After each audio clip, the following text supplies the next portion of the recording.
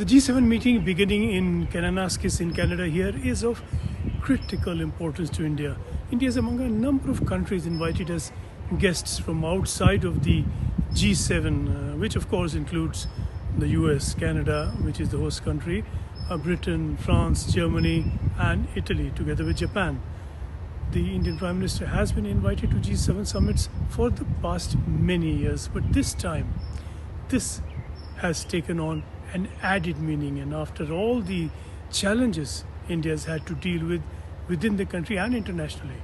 For a start, this visit counts for just the optics of being invited to the top table of most of the strongest economies of the world.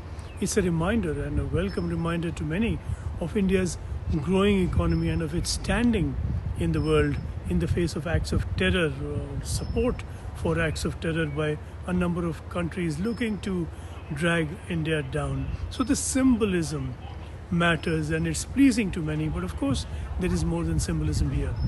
Politically, this is an occasion to share India's experiences and challenges, and nothing like doing this directly, top leader to top leader, face to face. Economically, India is now redefining its trade terms, and new trade agreement is being prepared and negotiated with the US.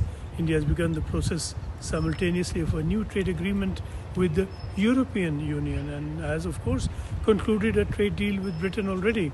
In all this, India is really looking for a greater trade share in global flows with the world's most prosperous nations, and as they are with India and as they need to with India, they need to step up trade with India as much as India needs to.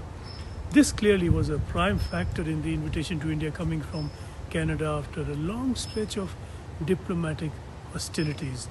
Squeezed by the US tariffs, Prime Minister Carney of Canada is looking for new countries to build trade with, and India stands out as perhaps the most promising. Carney said so in so many words. He told reporters that he had invited India due to its importance in the global supply chains.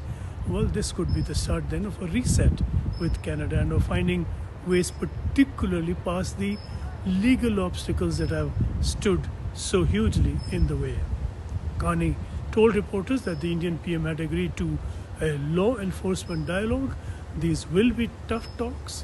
The invitation to India came late, and the Canadian readout of the invitation mentioned legal issues that need to be addressed, but at least finally the two countries are now talking seriously.